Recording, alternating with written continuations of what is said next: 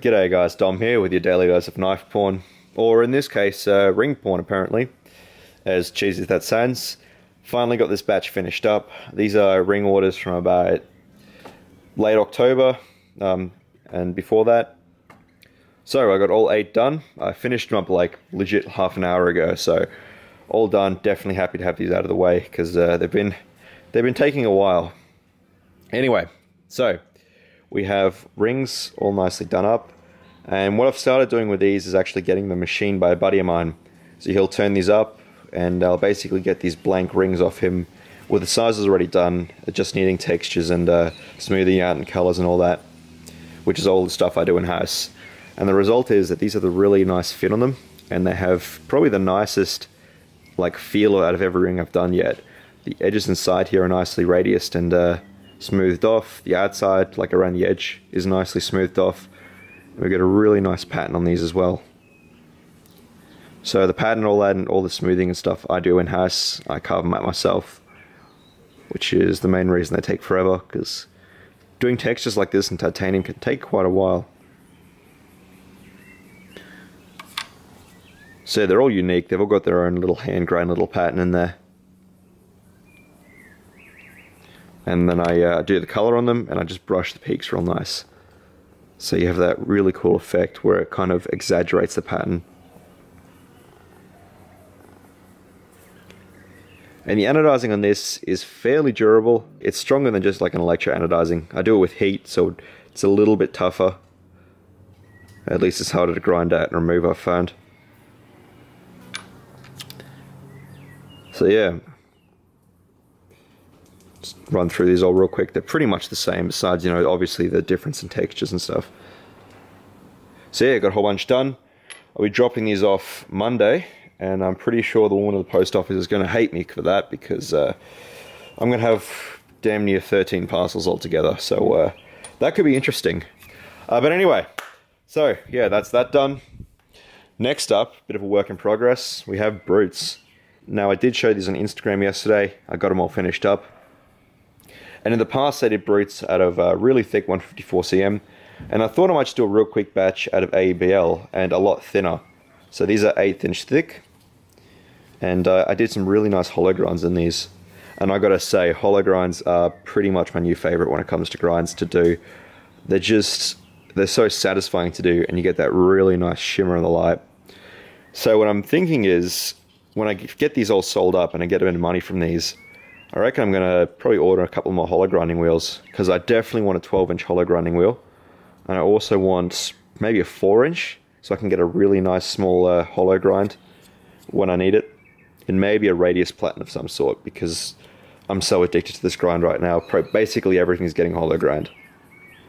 Because, I mean, how can you not fall in love with that shimmering look? These are all nicely ground up, and you can see the heights in these are all pretty accurate, except for 2, because on 2 of these I did custom grinds. So those are going to be pretty cool too.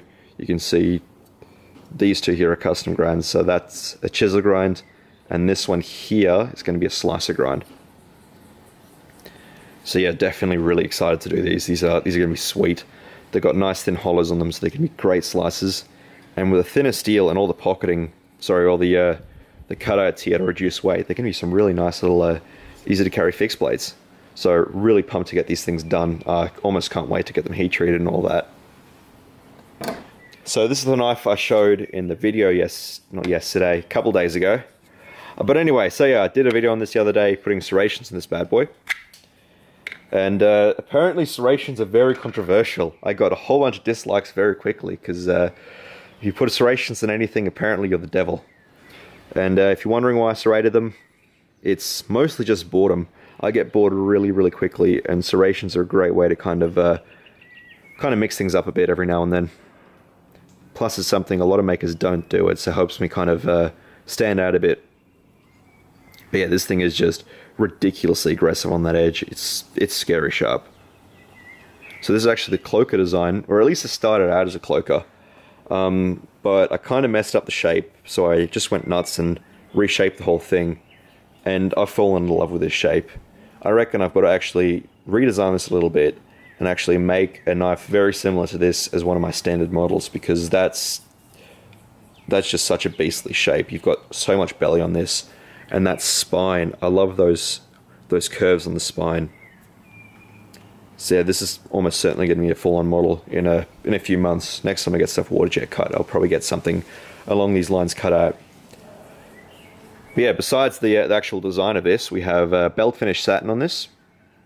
As you can see, just a bit of contrast. And the rest of this is actually stonewashed to give you a bit of a two-tone effect. The handles are this, I don't know what to call it, this greyish, bluish kind of a colour.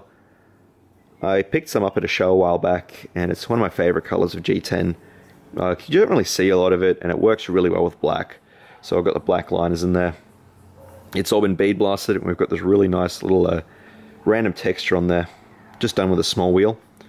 And you can see how cool it looks with a bead blast on there. I heavily bead blasted it to give you that really cool, kind of an alien look to it. It looks kind of, I don't know, just, it reminds me of like an alien skin. And it feels kind of alienish, I guess. We got some chainring bolts on there holding it on.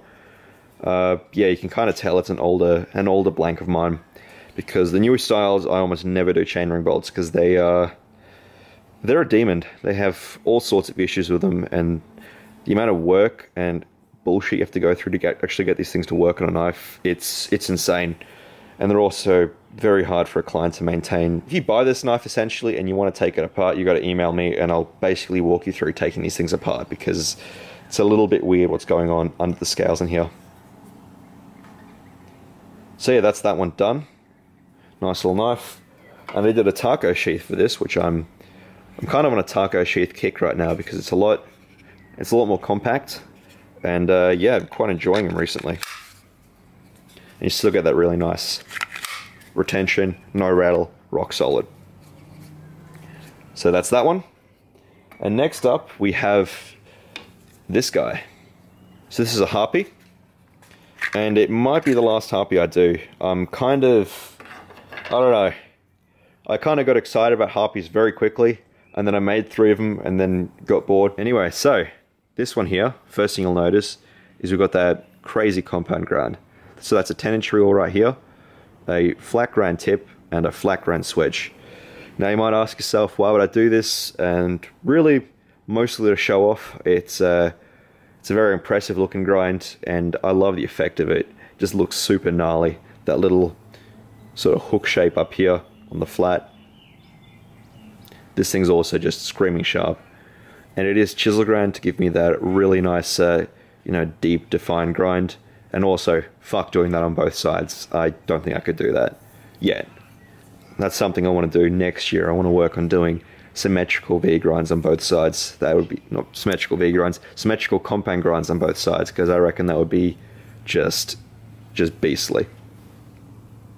Anyway, speaking of the flats, we have an antique rat poisoning patina on the flats, and one random thing that happened is I really lightly etched my logo. So you can kind of see it there, but you got to get it in the right light to see it properly.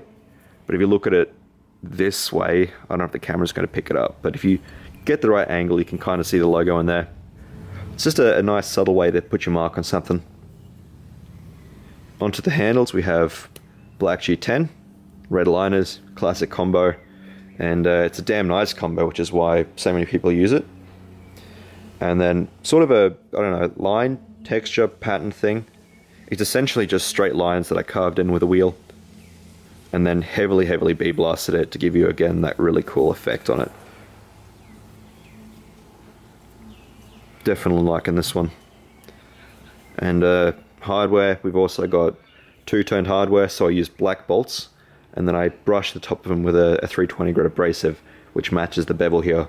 So the screws here go along with the whole theme of the knife.